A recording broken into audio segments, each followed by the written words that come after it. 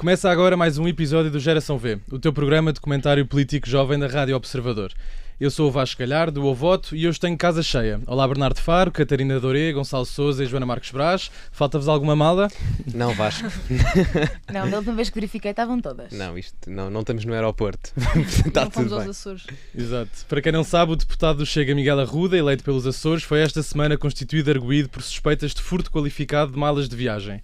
O deputado nega qualquer envolvimento e afirma que as imagens que a polícia diz ter, que provam o crime, podem ser fabricadas por inteligência artificial. Entretanto, no dia de ontem, quinta-feira, André Ventura reuniu com o deputado e Miguel Arruda decidiu que irá passar a deputado não inscrito, deixando a bancada do Chega na Assembleia da República reduzida a 49 deputados. Do outro lado do hemiciclo, soube-se também esta semana que o Bloco de Esquerda, depois das eleições de 2022 e 2024, despediu algumas funcionárias do partido, que tinham sido mães recentemente e que em alguns casos estavam ainda a amamentar. Aos militantes, Mariana Mortágua escreveu uma carta onde afirmava que tinham sido cometidos erros, que hoje teriam sido evitados, e justifica o sucedido com o período penoso que o Bloco viveu em 2022, quando perdeu 14 deputados e metade da subvenção pública a que tinha direito. Meus caros, temos aqui pano para mangas. Gonçalo, começamos por ti.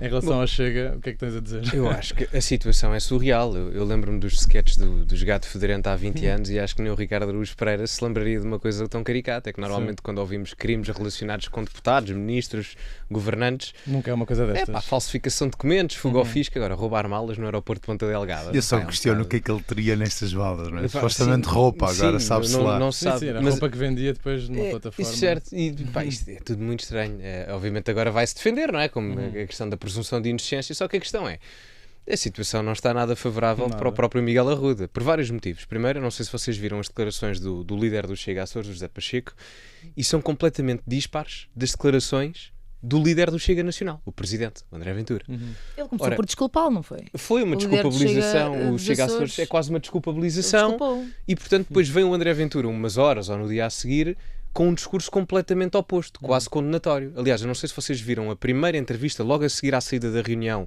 entre o Miguel Arruda e o Ventura, que o Ventura dá.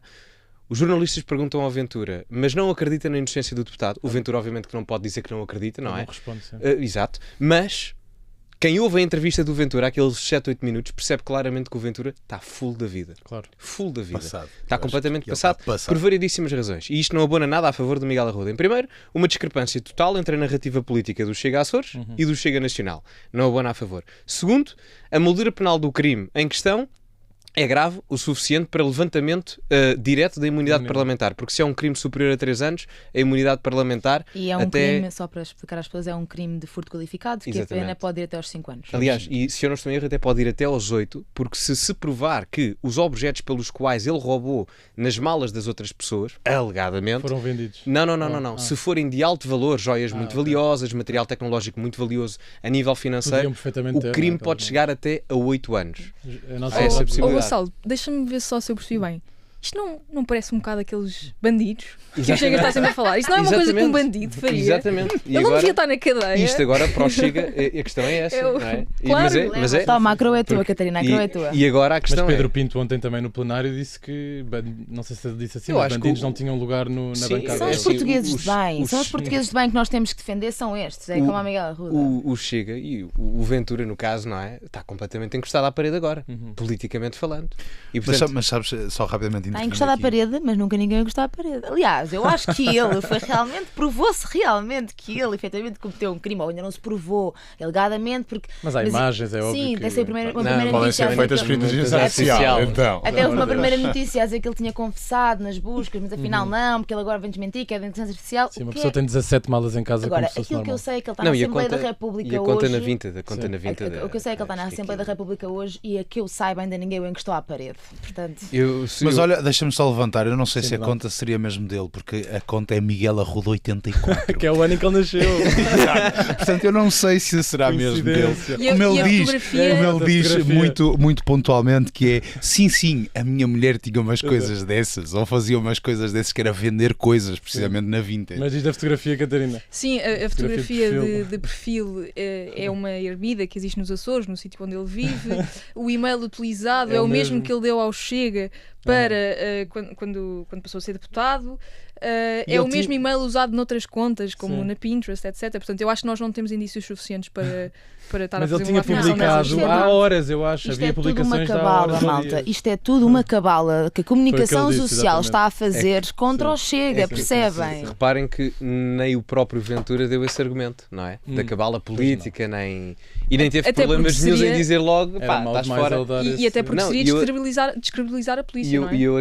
Claro, e há outra coisa que é, eu acho que o Ventura está full, não só pela situação em si, mas está chateadíssimo porque o Miguel Arruda, ao passar-se a ele próprio para deputado independente e expulsar-se a ele próprio do partido, impede o Ventura de o expulsar da bancada e do partido, ou seja, tira-lhe a autoridade enquanto líder. E isso politicamente para qualquer líder, ainda para mais para o Ventura, não é? A gente sabe com 49 deputados, não é? Sim, exatamente. E perdes o simbologismo dos 50. Sim, portanto, ele deve estar pior que estragado. E eu no Avoto agora vou ter que abrir uma nova coluna para pôr o deputado não inscrito. Se calhar deixa estar, não há problema. Ou então, olha, mete-o na mala de alguém. Então dá lá só uma nota, deputado furtado, num aeroporto perto de si. Mas ele disse ontem, não sei se viram a entrevista que ele deu ontem, aquilo foi na TVI surreal, mas em que ele diz que vai continuar a votar, ou seja, mais uma razão para o Ventura ficar full ainda, quando ele diz, não se descola do Chega, diz que vai continuar a ser do Chega. E ele diz que esta decisão foi para não prejudicar o partido. Mas está a prejudicar imenso. Está a prejudicar imenso. Ele podia suspender o mandato só. Isto é o que dá a estes partidos que crescem assim muito rapidamente, sem quadros. Ele não tem. O Ventura, portanto, o partido foi criado à imagem de André Ventura. Vive sob a imagem de André Ventura. E, portanto, não tem quadros, não tem mais pessoas para desempenhar um papel. E, portanto, Ventura não tem uma base de pessoas em quem possa confiar, em que possa escrutinar para fazer uma lista. Um background check. Ele teve a sorte de ter não sei quantas eleições de seguida, portanto cresceu muito rapidamente e ele quase que teve que, eu não sei, lá está, por isso é que eu às tantas dizia, eu não sei onde é que ele foi desencantar os deputados, ele teve que se esforçar para arranjar uma lista. Foi aquele, era de Moura, não era? Que andou aos tiros, uma família sueca, não era sueca, mas não se lembra desta história. Que era eu tinha ideia de uma coisa assim do género. Exatamente, no Alentejo, que um dos candidatos do Partido Chega andou aos tiros a uma carrinha de imigrantes, mas ricos, estão a perceber, não é? Imigrantes daqueles que encostados à parede. É os imigrantes que eram do norte da Europa, portanto, com família, com miúdos, com crianças. E no meio disto, eu acho que há um choque para mim, que é porque a notícia torna-se, eu acho que se torna pior quando nós vamos ao detalhe. Este senhor roubava malas quando fazia as viagens de Lisboa a Ponta Delgada. Viagens pagas por nós. Pagas por nós, ou seja... E ia com as malas para o Parlamento. Havia uma nova notícia que ele estava sempre com malas grandes no matriosca, não era? Supostamente, o modus operandi dele era, tirava as malas do tapete, as pequenas, é isso que o está a dizer, as de mão. E depois a seguir ia para a casa de banho e misturava aquilo tudo e não punha numa grande. Metia as malas pequenas que roubava. Na grande dele. Que vinha vazia. Ele é literalmente um serial furtador. Mas é que não é? Essa mala grande que ele trazia era paga pelo Estado, porque uma mala grande de porão é paga extra na viagem. Eu acho que isso aqui é rigorosamente indiferente. Não, no sentido em que mas tu vais continuar a pagar-lhe o salário. A questão eu acho que o pior no meio disto é que vamos continuar a pagar-lhe, não é? O salário, os custos agora do processo, portanto, se formos àquilo que ele ao final do dia gastou ao Estado, tem muito mais. E repara, nós pagamos-lhe pelo roubar, no fundo. É o ciclo. Alegadamente. Mas alegadamente também já pagámos a outros para que nos roubassem mais e pior. Não é o primeiro deputado constituído de arguido, não é? Isso, certo. E não falemos de ministros ou daí para cima, não é? Porque não quero estar a discriminar. Eu estou de acordo com isso, mas eu acho só que é mais gritante o caso do Chega pelo que eles estão constantemente a gritar de braços abertos. É um tiro total no porta-aviões em termos de... Porque agora sempre o Ventura até pode, ou alguém do Chega até pode ter a maior razão a fazer uma crítica em termos de corrupção, a crimes financeiros, mas depois alguém responde, então e tu? Tens no teu partido isto, isto e isto. Mas eu vou ser muito Por muito franco. que ele tenha razão no argumento que faz na crítica, está logo esbatido no argumento de quem o confronta. Mas eu vou buscar o ponto da Catarina, que é, eu acho que isto é só o princípio. E o que eu quero dizer por o princípio é, num partido de 50 pessoas, é impossível que o rastreio e o filtro tenha sido fino o suficiente para que outros casos deste estilo não possam vir a acontecer. E pode não ser de furtos de malas no aeroporto, esta aqui não só é bizarra, como é cómica, mas de outros casos assim no estilo. Portanto, eu acho que nos próximos 4 anos vamos ter aqui mais anedotas deste estilo, eu acho, relativamente ao partido. E já há mais deputados que são constituídos arguidos. Eu, por acaso, não estou muito por dentro estou muito por dentro do que é que são os casos, mas sei que estão constituídos arguidos. Mas viremos bloco, que eu quero muito falar aqui do tema bloco. Então, eu acho que o que podia resumir falar de incongruências ideológicas ou de programa partidário. O Chega e o Bloco nesta semana esmeraram-se. É um bocado o resumo desta nossa primeira parte. Gostava de ouvir a Joana para começar sobre o Bloco. Eu queria só dizer que há uma notícia de uma deputada do Chega denunciada por agressões físicas e verbais no Algarve. Que agora? No Alentejo. Não, isto foi em dezembro do ano passado, portanto foi agora em dezembro de 2024. Mas vamos passar agora para o lado esquerdo. O Chega é um chaco de agressores. Fazer uma season sobre os deputados do Chega. Vamos passar para o lado esquerdo do hemiciclo, Joana. Sou eu que começo a falar sobre o Bloco de Esquerda. Comecei pelo Gonçalo. Tenho de começar agora pelo Bloco de Esquerda. Olhem, é assim. Eu sou quem se filiaria no Chega, tu és quem se filiaria no Bloco. Olha, eu tenho de dizer uma coisa publicamente. Eu nunca na minha vida fui no Bloco de Esquerda. Muito bem. Que as pessoas vão ficar chocadíssimas. Pois é, já ninguém te chama Joana Mortalha. Exato. Já ninguém te chama Joana Mortalha. Poça. Não, nunca votei. Não é porque não concordo com o partido, tive várias vezes para votar, mas acabei sempre por votar noutros partidos, porque naquelas eleições achava que. Mas tive quase para votar e provavelmente. Pronto, ficamos todos a saber que a Joana vota PAN. Ainda irei votar no Bloco provavelmente uma vez na vida, não sei. Tendo em conta a política. Mas esta notícia dos despedimentos. Só não votes neles se um dia estiveres grávida, está bem? Só para garantir. Só perdes o emprego. Exato. Olha, eu acho que esta notícia, portanto, a notícia dos despedimentos ainda é um bocadinho confusa, porque a Sábado vem dizer, vai contar uma versão, depois o Bloco de Esquerda vem contar outra versão, e depois há uma mulher que alega ter sido uma das despedidas na rede social X, e como ainda, eu vou falar dessa mulher porque ainda não houve nenhum desmentido, nem do partido, nem dos jornalistas, nem do meio de comunicação nenhum, a dizer que ela não era. Portanto, já disse aquilo há uns dias, portanto, em princípio, se ainda ninguém lhe fez escrutínio nenhum, é porque e as pessoas reconhecem isso no X. Ela apagou a conta, mas voltou a ativá-la e depois voltou a apagá-la. Mas eu continuo a ver os tweets agora. Ok. Eles continuam disponíveis. Pronto, é que ela apagou a conta temporariamente um dia, ou o que é que foi, e voltou a reativá-la, mas meteu um tweet a dizer que iria voltar a desativá-la novamente. Pois. Portanto, os tweets continuam neste momento disponíveis não sei como é que se diz isto. Pá, eu digo tweets. Pronto, os tweets continuam disponíveis no X.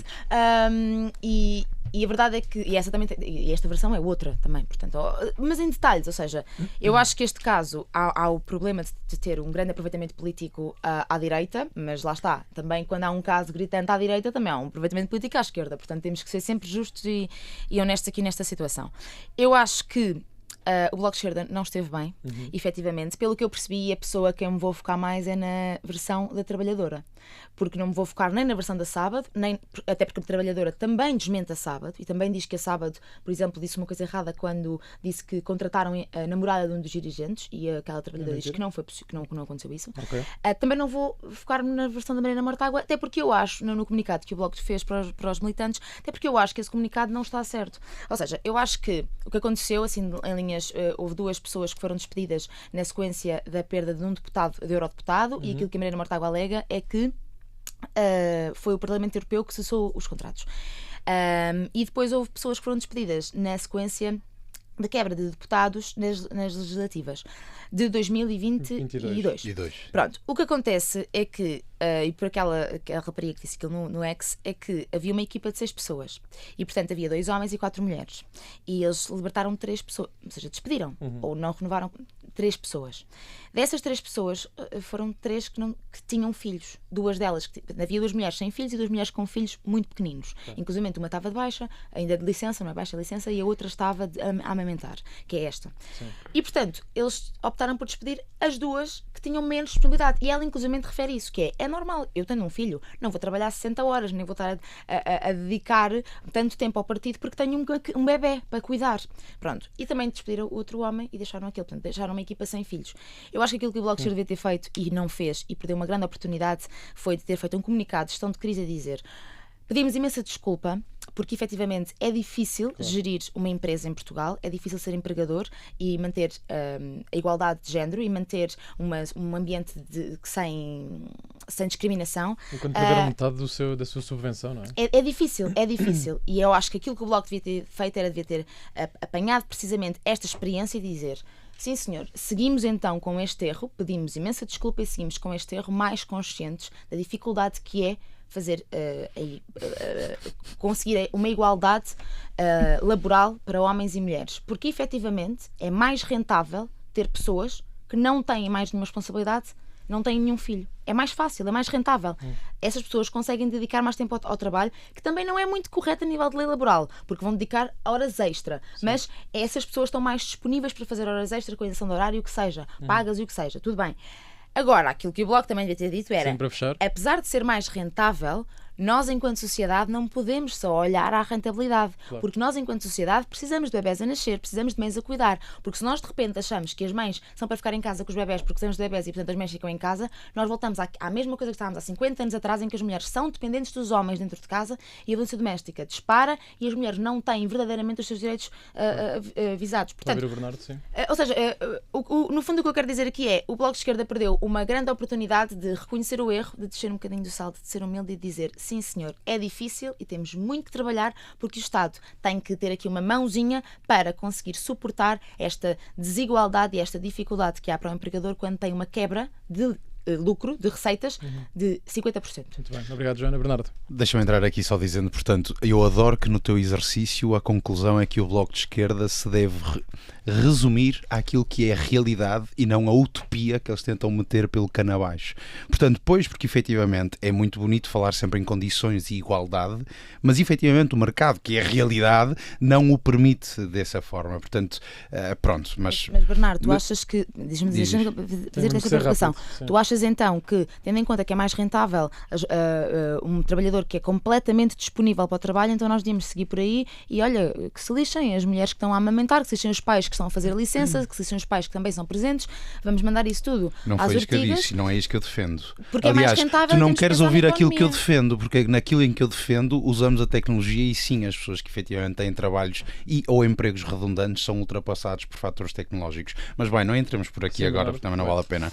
Eu só queria rapidamente dar aqui uma última nota relativamente a este tema do Bloco de Esquerda. A Mariana Mortágua referiu muitas vezes, oh meu Deus, nós perdemos... Não, ela não disse Deus, porque ela não refere a palavra ou a entidade. Mas ela referiu que perdemos cerca de 50% daquilo que é a nossa subvenção. E eu achava que era só pertinente falarmos aqui o que é esta subvenção, portanto, a subvenção dos partidos e etc. E para também as pessoas terem aqui alguma ideia. Portanto, para quem não sabe, um voto em legislativas, por norma, rende aos partidos em subvenção cerca de 3 euros, ok? Portanto, cada um de nós é cerca de 3 euros que o nosso voto vale para cada partido quando nós votamos nele. Só para também, então, aqui rapidamente resumir o atual estado do Bloco de Esquerda, porque foi algo que foi muito questionado agora por causa deste tema que surgiu. O Bloco de Esquerda perdeu 14 deputados e, portanto, eles passaram de uma subvenção que era até à data de cerca de 1,6 a 2 milhões de euros por ano, ok? E com uma estrutura mais ou menos de 50 a 60 pessoas, daquilo que eu pude apurar, para uma subvenção que é hoje na ordem dos 700 a 900 mil euros, mais ou menos.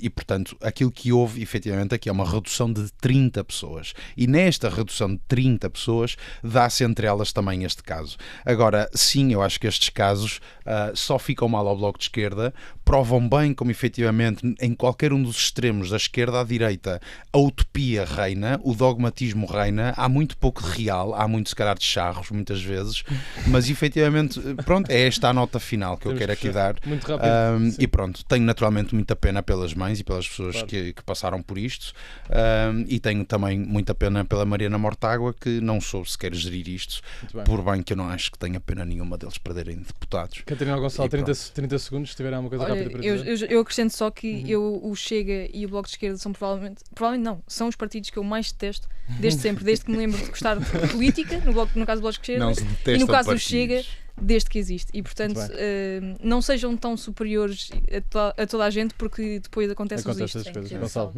só para terminar, eu só queria dizer que, de uma forma mais geral, isto é uma descredibilização política que aconteceu esta semana nestes dois partidos em específico, não é? De uma forma mais mediática, mas se olhar, acontece de uma forma geral na política em Portugal.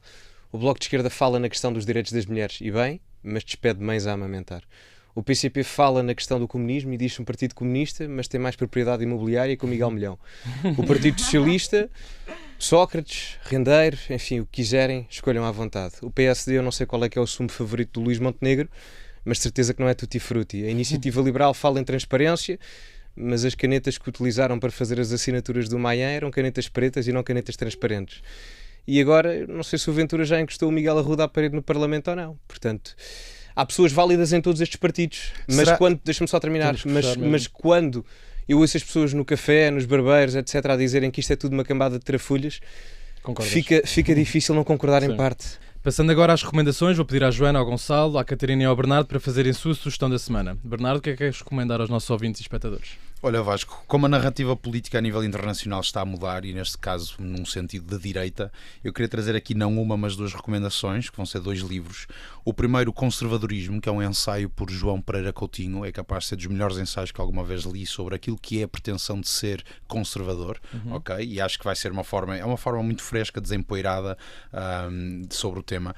E o outro é também um segundo livro, que é o livro Linhas Direitas, Cultura e Política à Direita. Miguel Morgado e Rui Ramos. Miguel Ferreira Morgado, exatamente, que é basicamente uma compilação de vários ensaios e pensamentos sobre o que é a direita nas suas várias bandeiras, ok? Portanto, exemplo, a esquerda por norma tem muita cultura, o que é então a cultura defendida pela direita? E portanto este livro desmistifica aqui alguns temas e ajuda-nos a pensar a direita. Só um pormenor, esse livro é muito bom e tem vários autores lá. Sim, é coordenado pelo Rui Ramos e pelo Miguel Morgado, mas tem muitos autores, o Jaime Nogueira Pinto, o Carlos Guimarães Pinto, Gonçalo Sousa? Não. Ainda não. Mas deixa estes 2. Obrigado, Bernardo. Joana? Eu vou recomendar um espetáculo de teatro que se chama Construção. A sinopse é 3 dramas históricos. É uma trilogia escrita por Gertrude Stein em 1930 e publicada no livro Last Operas and Plays. A escritora do presente contínuo apresenta-nos um passado, renovando-o através de um jogo onde as tradições antigas servem para inventar novas formas dramáticas. Ficamos por aqui. Aconselho-vos a irem ver. Está entre 24 de janeiro e 21 de fevereiro no Teatro do Bairro em Lisboa, e depois, porque eu tenho-me esforçado para levar teatro aos outros sítios de Portugal, 13 e 14 de março em Braga, no Teatro Circo. Muito bem, obrigado, Joana. Catarina? Eu vou recomendar aqui um livro que não tem nada a ver com política. É o livro que eu estou a ler agora para desanuviar um bocadinho. Boa. Portanto, eu ainda não o acabei, mas eu estou a gostar muito desta leitura. Chama-se Somos o Esquecimento que Seremos, de Héctor Abad Faciolince. E já agora vou dedicar esta recomendação à pessoa que me deu o livro, que se chama Ana. Pronto. Muito bem, boa. Fica recomendado. Obrigado, Catarina. Gonçalo? Eu tinha 2 opções.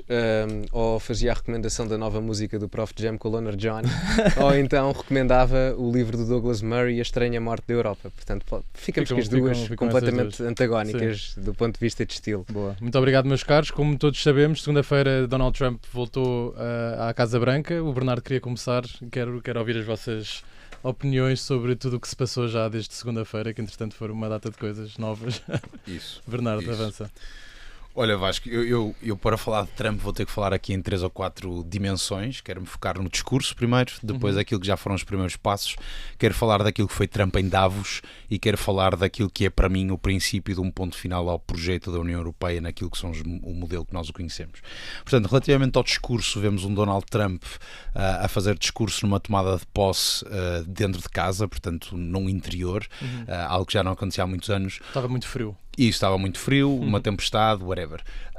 Ou será que não tinha pessoas para encherem aquela... Não, isso não acredito. Muito menos com a vantagem com que os republicanos ganharam desta vez. Mas então, Donald Trump faz um discurso anti-establishment, logo para começar. Portanto, ele continua a carregar nesta nota de que ele, ou a tentar se posicionar como uma pessoa que vem de fora, não é? Contra aquilo que existe. Traz um discurso nacionalista, traz um discurso de America First, traz um discurso forte em política da imigração, e traz também uma pata muito forte naquilo que vai ser o seu papel, eu acho, na geopolítica e naquilo que é e vai ser também o seu comportamento a trabalhar com aliados, que é das duas uma: ou vocês se aliam a nós naquilo que para nós é a música que nós queremos tocar, ou então as alianças vão ficar comprometidas. E aqui eu quero falar, por exemplo, do Canadá, quando ele traz, por exemplo, o tema das tarifas a produtos que vêm do Canadá. Portanto, isto relativamente ao discurso, foi o discurso que foi como foi. Sobretudo depois tem piada a ver lá algumas pessoas caricatas, como um Elon Musk, a celebrar aquilo como se alguém que se fosse ir ao McDonald's. Mas enfim, portanto, tem muita piada depois ver as pessoas também que lá estiveram. Também tem piada nesse sentido. Portanto, temos os grandes oligarcas da tecnologia, todos. Exatamente. Sim. Estamos a falar, deve ter sido uma estreia em que eles estiveram num grande palco assim. Todos juntos, não é? Todos juntos, sim. Lado a lado. rivalidades completamente postas de parte, e também aqui a dar esta grande nota de que a partir de hoje a tecnologia é e vai continuar a ser estratégia primária ou primeira para os Estados Unidos, e portanto acho que estão lançadas as cartas. Portanto, se eu agora olhar para aquilo que imediatamente a seguir ao seu discurso e tomada de posse ele fez, ele aprova aqui um conjunto de medidas e decreta meia dúzia de coisas. São dezenas ou centenas. Exatamente, mas eu quero aqui destacar 3 ou 4 principais. Portanto, quero destacar o facto de que ele saiu do Acordo de Paris. Portanto, os Estados Unidos retiram-se do Acordo de Paris. Ele já tinha saído também antes, em 2017. Sim, e portanto reforça esse passo. Quero destacar, por exemplo, também a saída da Organização Mundial da Saúde. Ok?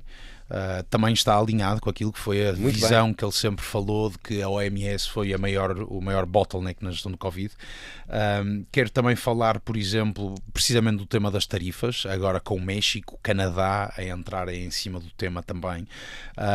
Quero, por exemplo, também falar e isto então eu achei altamente cómico, da renomeação do Golfo do México para Golfo da América. Ok, portanto, e agora também, relativamente a tudo isto, só deixar aqui uma última nota sobre o que foram algumas das reações. Temos Putin logo imediatamente a dizer que está aberto a um diálogo, inclusive para o fim da guerra na Ucrânia. Temos Netanyahu, nunca sei dizer Netanyahu, a dizer também que está aberto ao diálogo. Portanto, aquilo que eu noto é, gostes ou não de Trump está a agitar as águas, vem com uma liderança forte, America First, defesa, reindustrialização, aumento dos orçamentos da defesa e assim sucessivamente. Só deixar 2 últimas notas. Davos, portanto, para quem não sabe, Davos é basicamente onde todos aqueles que mandam em todos nós se reúnem uma vez por ano para beberem uns cafés e falarem como é tão giro à vista de cima, e Trump falou a Davos para líderes internacionais, e eu sobretudo só quero deixar aqui 2 notas, um apelo à OPEP, sobretudo à Arábia Saudita, para a redução dos preços de petróleo, ok? Que para quem não sabe passa a ser uma estratégia de Trump, é voltar ao consumo do petróleo e a garantir que o petróleo é assegurado pelos Estados Unidos. Portanto, ele faz este apelo ao OPEP pedindo a redução do preço do petróleo para tentar pôr um fim à guerra na Ucrânia. Portanto, isto é uma estratégia nunca antes vista. E depois também encosta a União Europeia a pedir um aumento dos gastos dos países aliados da NATO para 5% do PIB. Só concluir aqui com uma nota, que é o tal ponto final relativamente ao modelo e àquilo que eu acredito que hoje em dia é a União Europeia. Como todos nós sabemos, a União Europeia há muitos anos que tem feito este caminho relativamente bacoco de criar leis e regulamentações, e a última grande inovação europeia foi a tampa das garrafas que já não sai, não é? Esta foi a última grande inovação. Os Estados Unidos, por sua vez, têm levado coisas ao espaço e agora lançam-se com a inteligência artificial. E eu acho que o primeiro grande passo é o lançamento por Trump e Sam Altman, CEO da OpenAI, esta semana do grande projeto Stargate.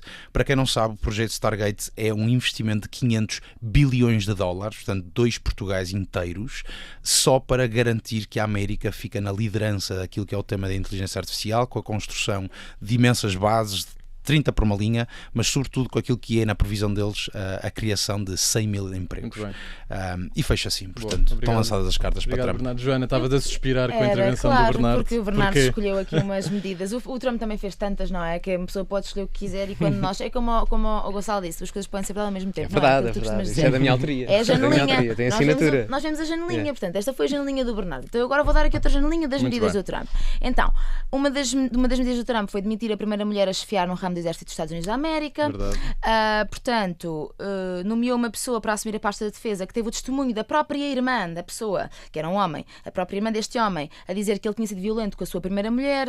Portanto, decidem abandonar a OMS. Eu percebo que vocês concordem por causa do Covid, porque não concordaram com as medidas do Covid. A OMS era uma organização homofóbica. A OMS até 1994 dizia que a homossexualidade era uma doença. Exatamente, até 1994. Agora, acho que a equipa já reformulou todas, as pessoas já estão todas bastante diferentes. Eu também não concordo nada com essa situação. Se calhar até ficou pior, que as restrições de liberdades e garantias que a OMS defendeu na pandemia, se calhar até ainda ficaram pior. Sem a OMS, se calhar não tínhamos vacina para o Covid. Porque a OMS o que é que vai fazer? E qual é o problema aqui dos Estados Unidos da América saírem da OMS? OMS ou as empresas no mercado privado que produzem os avanços e o progresso da tecnologia? É que é um pouco diferente, a inovação tecnológica. O problema é que essas empresas não podem começar a fazer vacinas e serem aprovadas e legalmente serem aprovadas com tanta agilidade se não tiverem por trás uma organização mundial que consiga reunir os líderes e que consiga chegar a consensos para alterar aqui... Consensos que são prejudiciais, porque em muitos casos os governos não se responsabilizaram pelos efeitos secundários das vacinas nas pessoas. Tudo bem, mas a verdade é, não tínhamos tido vacina. Avancem, senão...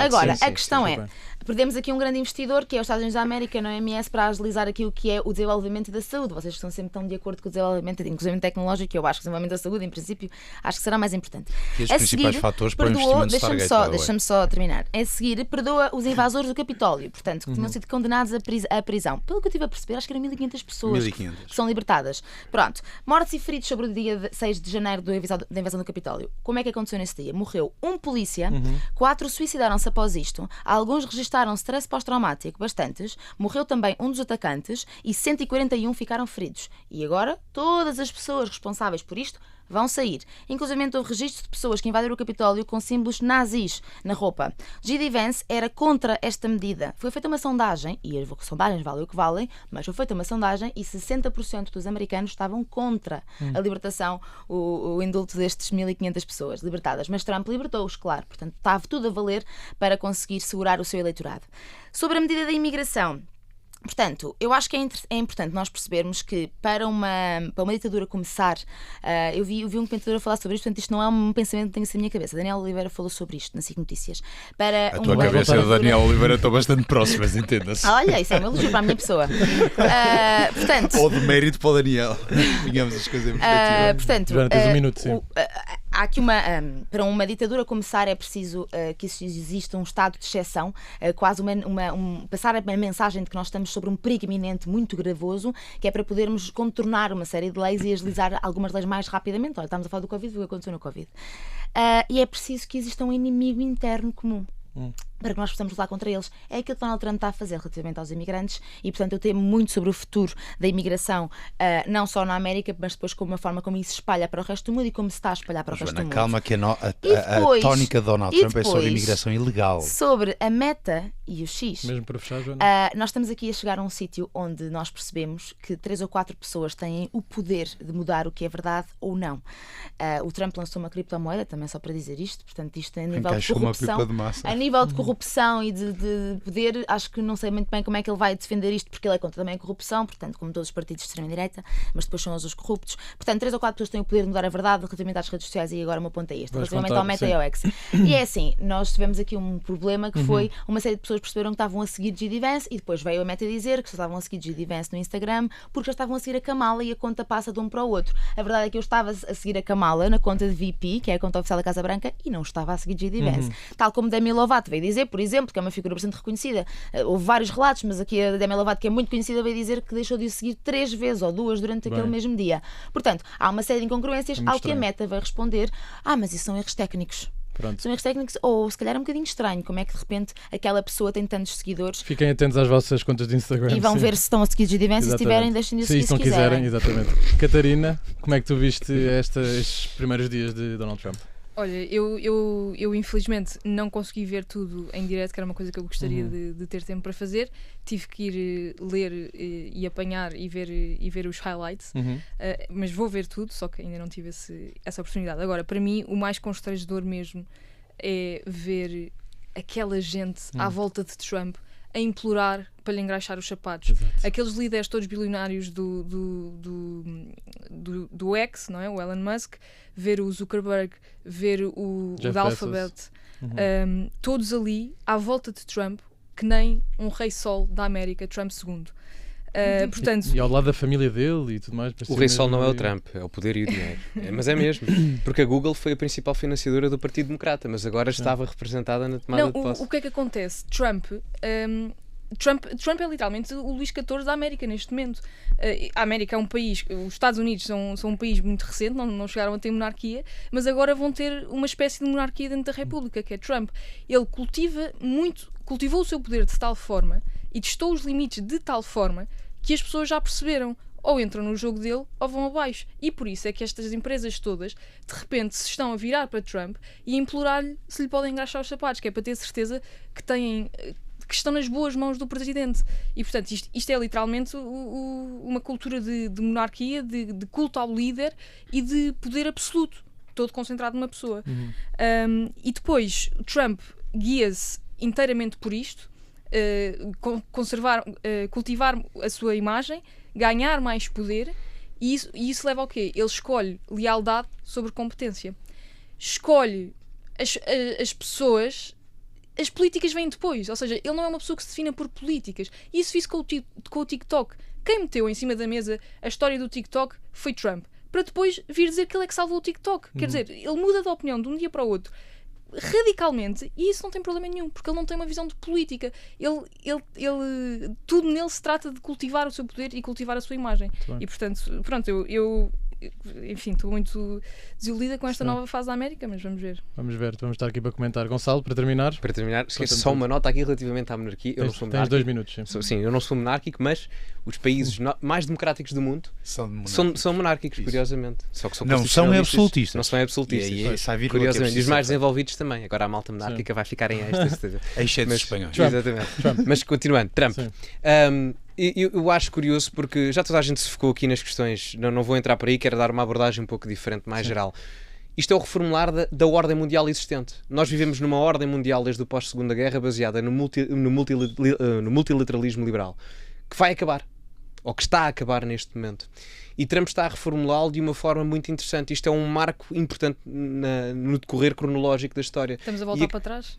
Não, eu acho que é só apenas uma alteração da reformulação global. Da mesma forma que havia uma ordem global em 1494 com o Tratado de Tordesilhas entre Portugal e Espanha, nessa mundivisão dual, passou a haver também uma nova mundivisão diferente em 1815 com o Congresso de Viena, outra alteração na ordem global em 1883 ou 1884 com a Conferência de Berlim e a divisão dos territórios africanos pelas potências europeias, e passa a haver também uma no pós-Primeira Guerra Mundial com a League of Nations em 1919 e agora no pós-Segunda Guerra Mundial.